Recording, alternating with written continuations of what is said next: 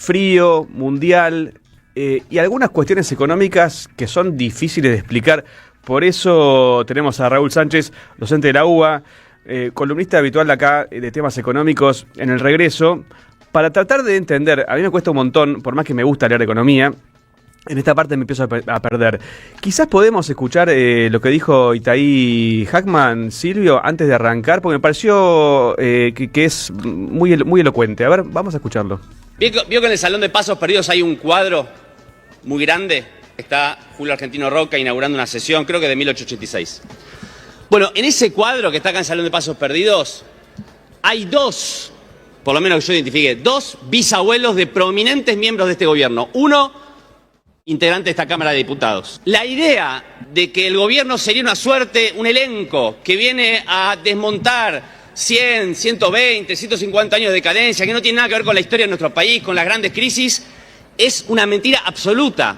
Hoy nos gobierna en la Argentina el mismo liberalismo oligárquico que endeudó a nuestro país y lo llevó a sucesivas crisis de deuda. 1890 fue la primera, la de la dictadura, la última dictadura militar, la del 82, la hiperinflación, o la del 2001, que es la que nos lleva a discutir este tema hoy, la del 2001.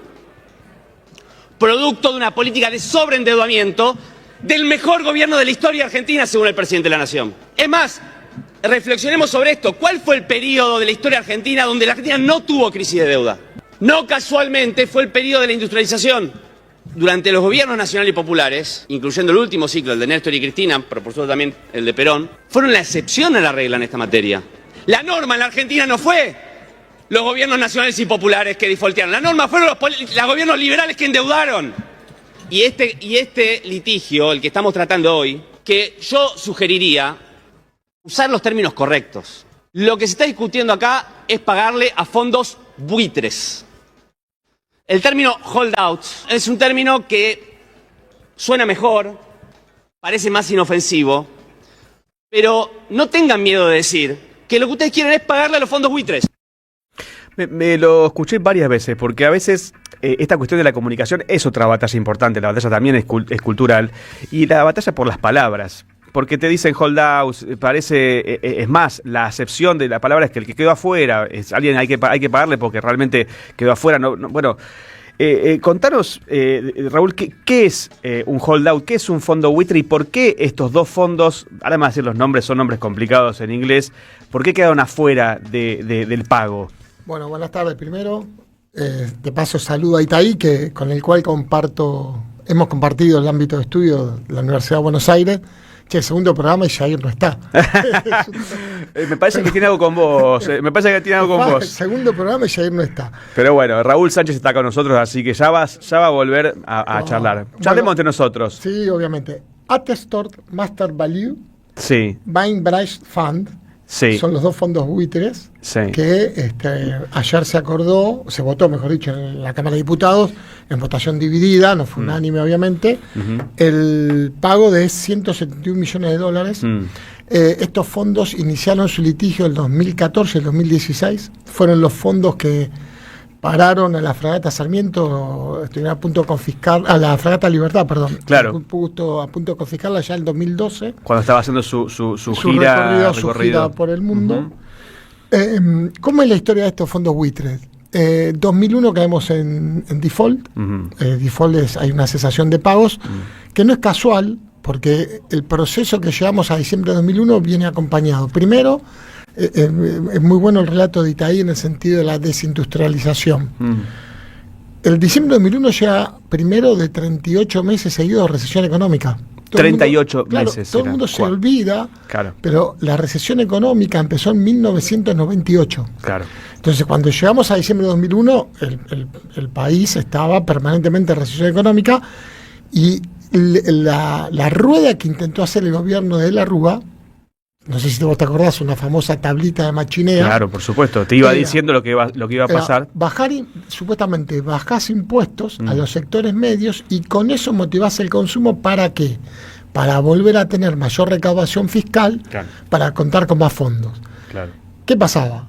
Nadie consumía más porque no daban los ingresos de la familia para consumir. Entonces, eso tuvo doble efecto negativo. No mejoró el consumo. con lo cual continuó la recesión económica y tampoco mejoraron los ingresos fiscales La del Estado recaudación. Nacional, la recaudación. Claro. Entonces llegamos, ¿cómo se sostenía ese 1 a 1? Porque todavía sigamos el plan de convertibilidad Final del gobierno de Menem y inicio, ¿no? de la Rúa de la alianza. ¿Vos te acordás que en aquel momento, me acuerdo que el debate era, nadie se animaba a tocar la convertibilidad, Sí. ese famoso 1 a 1. Sí. Entonces, ¿cómo se sostenía esa caja de conversión del 1 a 1? Se sostenía con endeudamiento. Claro. ¿Qué pasa? Al tener mayor incertidumbre económica del país, el endeudamiento es más caro, A tasas más caras. a tasas más caras. Entonces, ¿te acordás? Canje, megacanje. Megacanje. todo. Me acuerdo de la publicidad del Megacanje, hablando de comunicación, que era parecía la salvación. Me acuerdo que incluso había como una imagen que era el Megacanje, estaba en gráficas en la calle, Sí. y el Megacanje aparecía como si fuese eso, un reaseguro que nos iba a venir a salvar de todo, Con de toda la algún- maldad, con ¿no? algún que otro funcionario actual. Sí, sí. ¿No? Hay Algún por lo que- menos dos, por lo menos. Por lo menos. Por lo menos. Entonces, llegamos a una deuda impagable, crisis económica, corralito, crisis económica, crisis social, Ruptura absoluta. del sistema, todo. Sí. Todo de uno de los 5 presidentes En una que semana. tuvimos en 2 semanas. Sí, 10 días, ¿no? Claro. Puntano Ajá. declaró el default. Rodríguez Entonces, Sá. entramos en sanción de pagos. Mm. Cuando después Duhalde asume de presidente, se empieza una negociación para volver a pagar la Esa deuda defolteada. defaulteada. La negociación duró 3 años. Mm. El primer canje de deuda fue en el 2005 con Lavagna, ministro de Economía. Ujú. Ese canje de deuda tuvo 68% de quita. Ujú. Digo este dato porque ayer uno de los argumentos de quienes defendían este pago es que era un 30% de quita sobre las Como deudas. si fuese bueno. Como si fuese bueno. A ver, vamos a explicar. Quita es que de vos de lo que debes, te dice digamos, Por a cada quien le dólar debes, que debíamos, le le devolvés pagamos 32 centavos. 32 centavos. Ese fue el primer acuerdo, 2005. Un buen acuerdo. Un muy buen acuerdo. Muy buen acuerdo. De hecho, yo no lo vamos a leer, pero yo en mis clases A ver. doy un... No le damos para no perder, pero doy una carilla Ajá. de un librito de un economista norteamericano, de un economista premio Nobel, Sí. que estudió en el MIT, En el MIT, en el en Massachusetts Instituto, Ujú. Paul Krugman, Claro. en donde él después, el libro se llama Fundamento de Economía.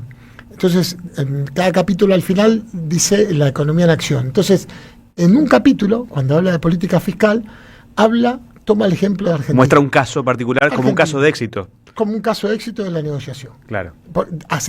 Relata todo el proceso, cómo llegó al default Mm. y el proceso en la negociación. Y también distingue, para matar otro mito de esto, ¿viste? La economía de un país como la economía de tu casa. No, él no, distingue. esa pavada, por favor, no la repitamos, ¿no? Claro, porque él dice, indefectiblemente, un país debe llevar un acuerdo con los acreedores y los acreedores tampoco pueden tener todo tipo de acciones como cualquier acreedor con un deudor que lo puede embargar una propiedad, Claro. etcétera. Hay gente adentro. ¿eh? Claro. Entonces, después hubo otro canje, 2010. Ujú. Y después otro más, 2016. Lo bien asume Pratgay y Ujú, Caputo, ujú. con Mauricio Macri. Caputo 1, digamos. Claro. Dice, hay otro canje más. Estos 2 fondos buitres no entraron ninguno, no aceptaron las condiciones de ninguno de los 3 canjes. Ahora, estos dos fondos buitres son los únicos que están afuera, es lo último que faltaba resolver, o hay más No, posibilidades de este fue un litigios? acuerdo que la jueza de Nueva York, no me sale el apellido, lo firmó con el gobierno en marzo de este año. Ujú. ¿Por qué están apurados por aprobarlo? Tiene vencimiento 30 de junio. Antes del 30 de junio tenías que tener aprobado este acuerdo del Congreso. Si no, se cae el acuerdo. Se cae el acuerdo. Se cae el acuerdo. Entonces, aceleraron el acuerdo para pagarlo. Ese es un motivo del apuro por una cuestión de acuerdo con los fondos buitres. Ahora, la justificación que tiene el ministro de Economía es necesitamos poner en orden todo esto. ¿Por qué? Porque necesito salir rápido al mercado. Exactamente. Volver a buscar nuevo endeudamiento. Que más allá de lo que dicen algunos relatores del programa económico, la deuda pública externa argentina en el gobierno Milei ha crecido. Ha crecido fenomenalmente, claro. fenomenalmente, aunque la escondan y dicen que no. Aunque las condenan y digan que no. Entonces, y permanentemente el Ministerio de Economía está buscando auxilio económico. O sea, yo lo que con veo... organismos financieros internacionales, Como sea. en el mercado de capitales todavía les cara la tasa. Claro. De hecho, esta semana tuvieron una mala noticia con el MSCI, que no le subió que no le subió la nota, entonces nos seguimos. Entonces, claro, salís al mercado con una tasa cara, no te conviene, entonces vas viendo cómo vas bicicleteando este tema de deuda. Y con el tema de deuda yo también quiero aclarar que es importante distinguir, ¿no? A partir de los acuerdos, quienes entraron en el acuerdo, quienes acordaron la quita, quienes después tomaron deuda, los bonistas privados, obviamente el país tiene que cumplir el pago de esa deuda.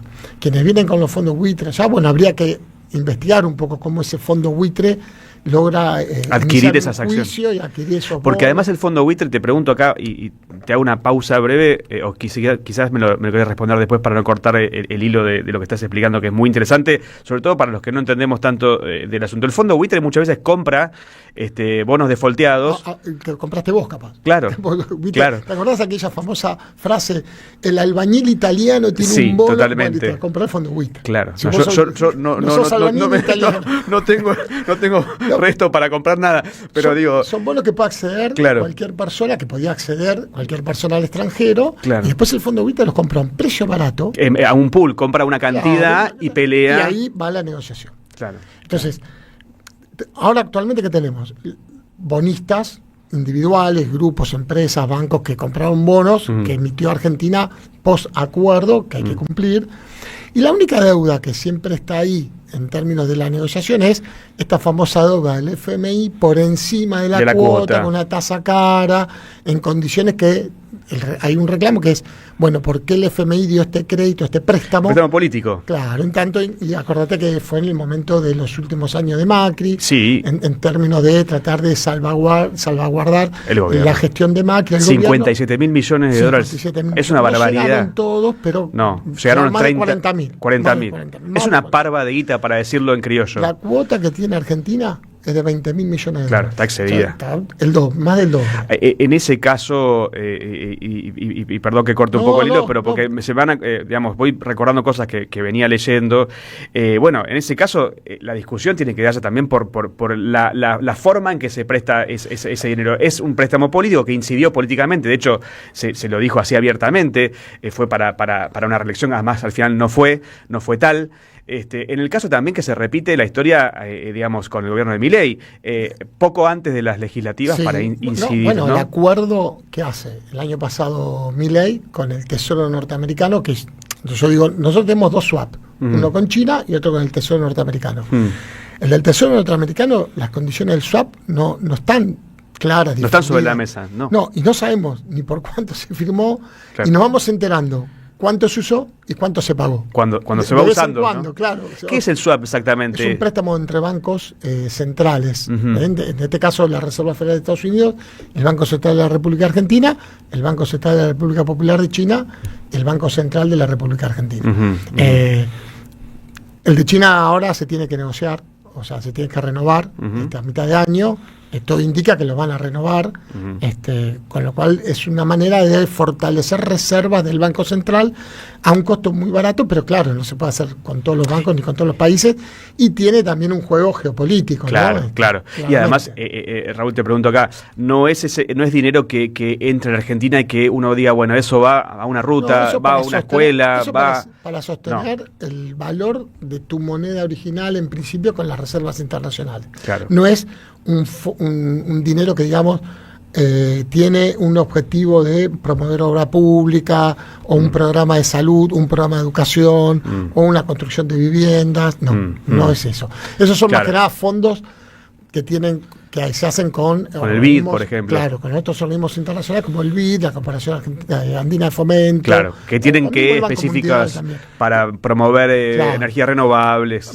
Ha habido políticas también sociales, financiamiento de tarjetas alimentarias, se ha dado a través de convenios con organismos financieros multinacionales. Una aclaración más con la ley de ayer, el pago buitre. Algo que dijo Pichetto. Sí. No lo escuché a Pichetto ayer. ¿Qué dijo? Si a nosotros nos reclaman que cualquier ley que traigamos acá de gasto tiene que tener como contrapartida el ingreso. Claro. ¿Cuál es el ingreso? Claro. ¿De dónde sale este recurso para pagar los 171 millones de dólares? Y el ejemplo es más los dos ejemplos más claros que tuvimos en los últimos años fue la ley de financiamiento universitario Claro. y todos los fondos para solventar Donde los no se gastos de paga, discapacidad. esa plata está Viste allá. que te decían, ¿de dónde vamos a sacar la plata? ¿Qué impuesto? ¿Y acá cómo es? Sí, no se le paga a los docentes como Claro, vos, claro. universitario, no se le paga a los discapacitados. Claro. Ahí está la plata que se llevan, porque te dicen también esta cosa que parece, es verdad, en los montos que se manejan en un país y además más en los montos que pide prestado por lo general los gobiernos de derecha, parece poco, pero es, digamos, vos lo trasladás a un presupuesto de las universidades, a salud, es un montón de Multiplicás plata. 171 millones por 1.500. Claro, Es decir, claro. Te da un numerito importante. Y se pagó tan fácilmente lo que pasó ayer, bueno, ya está.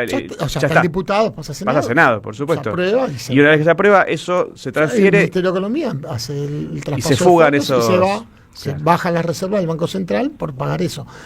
A ver, uno Grave, ¿no? hace esta aclaración porque se trata de fondos buitres, Ujú. ¿no? No se trata de un préstamo que la nación pidió en otras condiciones. Claro. Porque yo siempre digo lo siguiente, ¿es malo tomar deuda? ¿Es bueno? Bueno, depende. Primero, ¿para qué? Segundo, las condiciones de la deuda. Claro. Porque, por ejemplo, suponete que un día Jorge Macri empieza a construir la línea de subte. Y claro, la tengo que pagar con los impuestos. No va a pasar. Claro, la tengo que pagar con los impuestos, se te carece el impuesto, es una obra que tiene una durabilidad va a tener una vida útil de más de 100 años, Claro. La vamos a usar todos, es una obra pública. Genera que- riqueza. Sí, aparte va a demorar más de 2 años en hacerla. Bueno, en este caso con Jorge Macri, pues 25. claro, si sigue, muchos años más. Y entonces, tal vez ahí haya condiciones de deuda que valga la pena. Claro, es deuda que vas a tomar para hacer una inversión productiva Claro. que genera cierto Que digamos, beneficio, cambio en la sociedad. En este caso, transporte público, ¿viste? Transporte que aparte mejora la calidad del ambiente, no contamina, más rápido, influye sobre el tránsito, etcétera. Podría nombrarte un montón de obras, ¿no? Pero doy este ejemplo. Sí.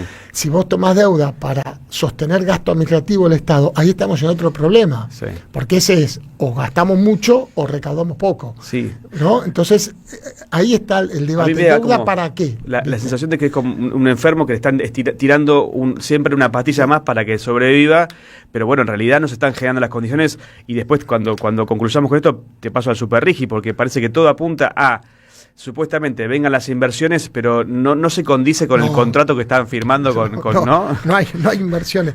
Última cosa con el tema de la deuda. Ujú.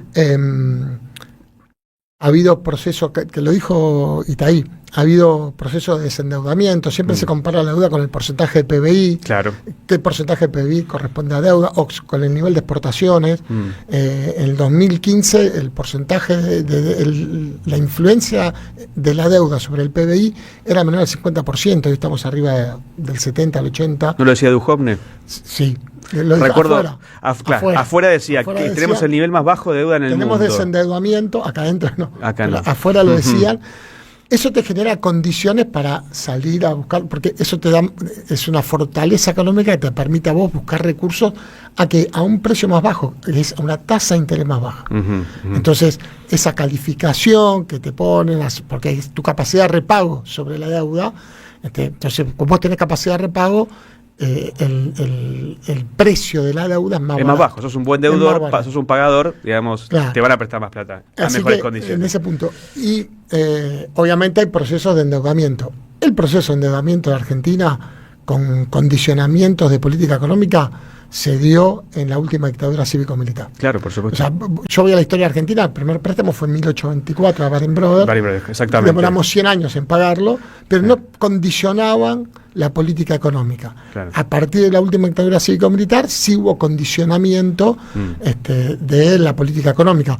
El primer presidente del retorno a la democracia, Alfonsín, tuvo que buscó el plan Brady, una renegociación, hubo acuerdo con otros países que retornaban a su sistema democrático para poner condiciones distintas para poder afrontar la problemática de la deuda externa. Endeudamiento y fuga, porque esa es la otra cara de una moneda. Después fue la fuga, ¿no? Cómo se endeuda para generar salida de capitales. Exacto. Entonces, es un círculo que nada queda en la Argentina. Hay que ¿no? trabajar en las leyes. Bueno, el gobierno también acaba de presentar a través de Sturzenegger, que tiene esta entre ceja y ceja, ¿no? La ley de reforma de sociedades comerciales. Reforma de Eso sociedades comerciales. Va atado al super rígido. Claro, es todo parte del mismo combo, ¿no? Es todo parte del mismo combo. acá se discute lo que se discute con el RIMI, Super RIGI y la reforma de la ley de sociedades comerciales es un modelo de desarrollo productivo. De no desarrollo productivo. De no desarrollo productivo. Esta fue una semana de muchos datos económicos. Por ejemplo, un dato fue la desocupación, ¿no? Entonces, uno dice, este modelo genera crecimiento, fue el PBI, un dato, y la desocupación otro dato. Este modelo genera crecimiento en ciertas actividades económicas. 3. Claro, minería, intermediación financiera y combustibles. Y agro, esas 4. Sí, sí. Entonces vos decís, PBI, primer trimestre 2026, con primer trimestre 2025, 2.3. Cuando vas al desagregado, inversión bruta, capacidad de formación de capital de inversión, disminución de 11%. Industria manufacturera, disminución de 3%. Cuando vas a intermediación financiera, agrominería, eso sube. Claro. Cuando vas a la tasa de desocupación, ¿cuál fue la tasa de desocupación del primer trimestre 2025 en la industria manufacturera? 7,3%. 7,3. ¿Cuál es la del primer trimestre 2026? 13,3. 13,3. Ese dato no lo tenía. El doble. Claro, o sea, lo que está sucediendo es esto que vos estás Cierre de comentando. industria, desempleo.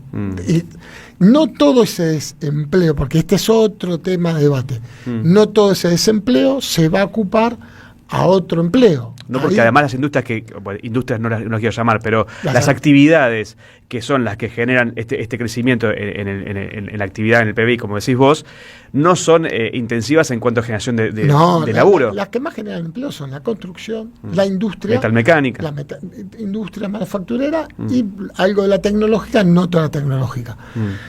Todas las demás actividades generan empleo, pero no tan intensivamente. Es decir, se demora mucho más. Hay un estudio, el próximo programa, Me interesa eso puntualmente, para ver qué industria realmente genera laburo, porque después está la teoría del derrame, que digamos, no vamos a poner a discutir, pero que esto va a derramar algún momento, ¿no? Que no sucede, ¿no? Hay dos economistas de la Facultad de Económica, Andrés López y Halak, que sacaron ese dato, es casi 5-1. Es decir, por cada 5 puestos que se pierden en el sector manufacturero y construcción, recién se construye uno. O sea, hay 4 que se perdieron. Claro, y hace falta mucho tiempo para recuperar todo eso. Claro. Entonces, por ahí también hubo otro dato marginal, pero dato al fin, de que pasó desapercibido.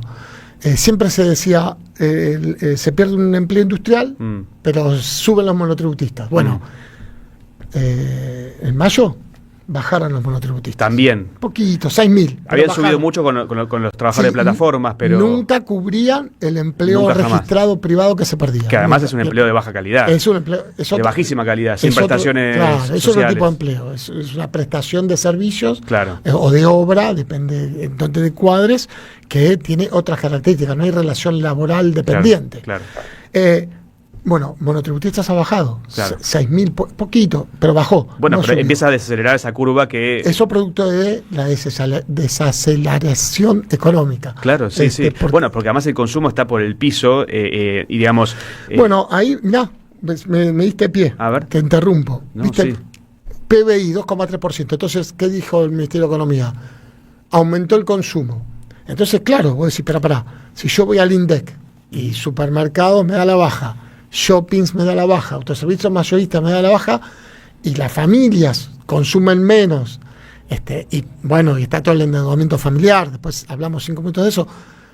¿Cómo puede ser que el consumo, en la fórmula del PBI, que es demanda agregada, consumo privado, gasto público, inversión, exportaciones, importaciones, el consumo aumente?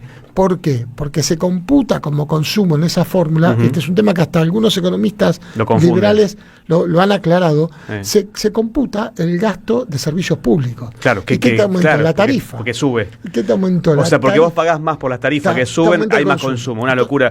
Esto es muy, muy interesante, Raúl. Nos quedan 2 minutos. Yo me quedaría todo el programa, ¿no? Esto, a mí me fascina. Pero dame 2 palabritas porque tenemos realmente poco tiempo. Super RIGI, porque recién hablamos, se aprobó el Super RIGI. El Super RIGI está apuntado, parece una ley hecha a medida, muy cortito, a medida de Peter Thiel, digamos, de los grandes multimillonarios. No parece ser que venga a dejar muchas inversiones. No, eso es así, es muy simple. Yo decía, de lo geopolítico y de lo político local, es una ley pensada para actividades. Ellos le llaman nuevas industrias, pero son actividades que van a complementar las actividades que se promovían en el RIGI. A complementar. Claro. Entonces, es decir, sí, va a venir los data centers que van a necesitar la extracción minera y la petrolera. Exacto. Para poder tener más información acerca de dónde conviene extraer más minerales, cómo extraerlo, etcétera. Extractivista 100%. Entonces, todo con inteligencia artificial, los magnates multimillonarios de la sector tecnológica, que como yo también aclaro, no es que uno es anti inversión extranjera, no, al contrario, que vengan. Lo que estamos discutiendo acá son las condiciones que dejan en el país cuando vienen. Las condiciones a las cuales se llevan adelante esa inversión extranjera. Tenemos poco tiempo y vos trajiste un audio. Contanos qué vamos a escuchar antes de... que lo dejamos ahí la semana pasada porque se había aprobado recién la legislatura de la Ciudad de Buenos Aires, como varias provincias, por lo menos 6 provincias más, aprobó, en el caso de la legislatura de la Ciudad de Buenos Aires, una ley de desendeudamiento familiar. Hay mucho en diputados, muchos proyectos presentados por el Congreso peronismo. Nacional hay más de 12 proyectos. Sí.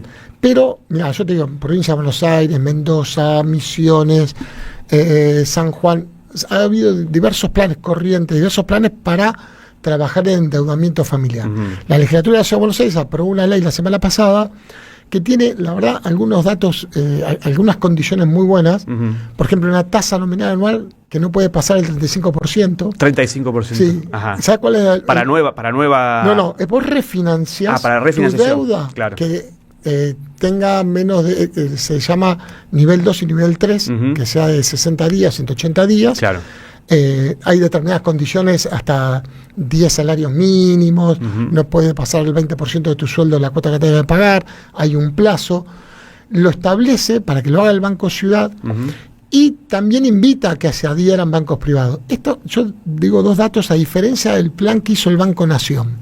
El Banco Nación sacó un plan hace mes y medio, también de préstamos para refinanciar deuda, la tasa es 66%. Claro.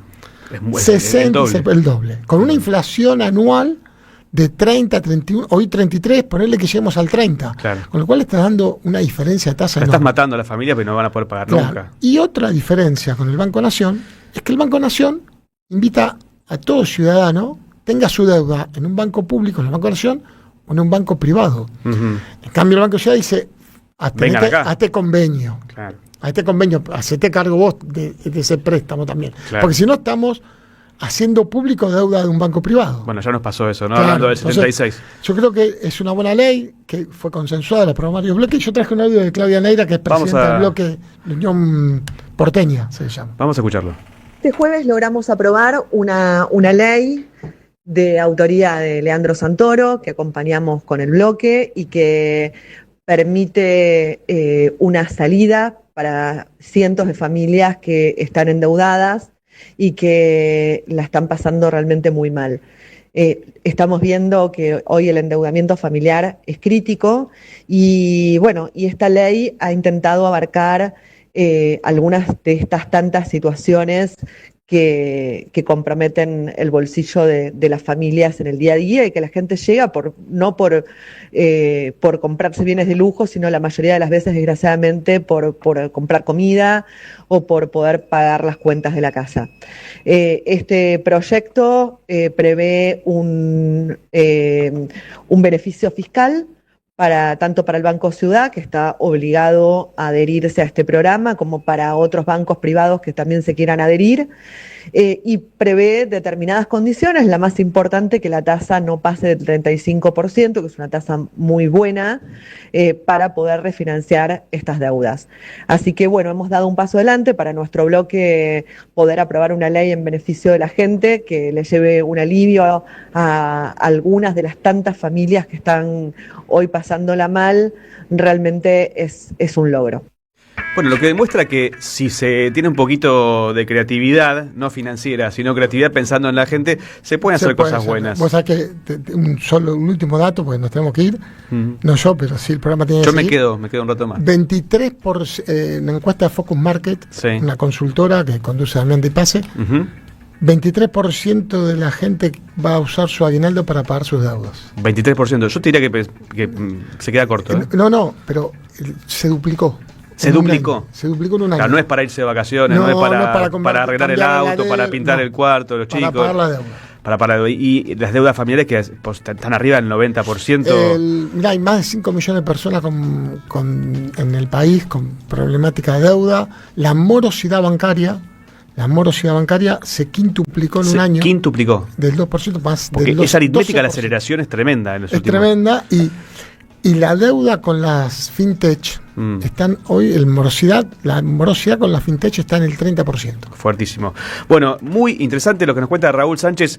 Para mí hay que tomarse este tiempo, muchachos y muchachas que nos escuchan, porque si no, hay temas que pasan como rápido. Escuchar a alguien que entiende y nos explica, en corto nos están cagando, me parece.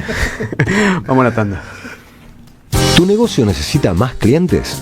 Entonces necesitas estar donde la gente escucha, mira y participa. Hoy, la radio ya no es solamente radio. En AM530 tu marca entra a una comunidad real. Aire, streaming, redes sociales y menciones en vivo. No importa si tenés un comercio, una pyme o un emprendimiento. Armamos campañas accesibles, creativas y pensadas para que inviertas mejor y vendas más. Porque cuando una marca conecta con una comunidad, se vuelve parte de la conversación. Mándanos un WhatsApp al 11 64 19 16 50 o escribinos a nuestro mail anunciosam530@gmail.com y armemos juntos una propuesta para tu negocio. Alimentos cooperativos. Producción y comercialización de productos cooperativos y de agricultura familiar. Envíos a todo el país. Por pedido, envía tu mensaje al 11 34 31 2928. Seguinos en Instagram como @alimentoscooperativos. Cámara de Diputados de la Provincia de Buenos Aires. Seguinos en nuestras redes sociales y entérate de nuestras actividades. Encontranos en X como @HCDiputados, en Instagram, Facebook, YouTube y TikTok como Diputados BA. También podés visitar nuestra página web y suscribirte a nuestros canales de difusión en WhatsApp y Telegram. El sabor que te acompaña es café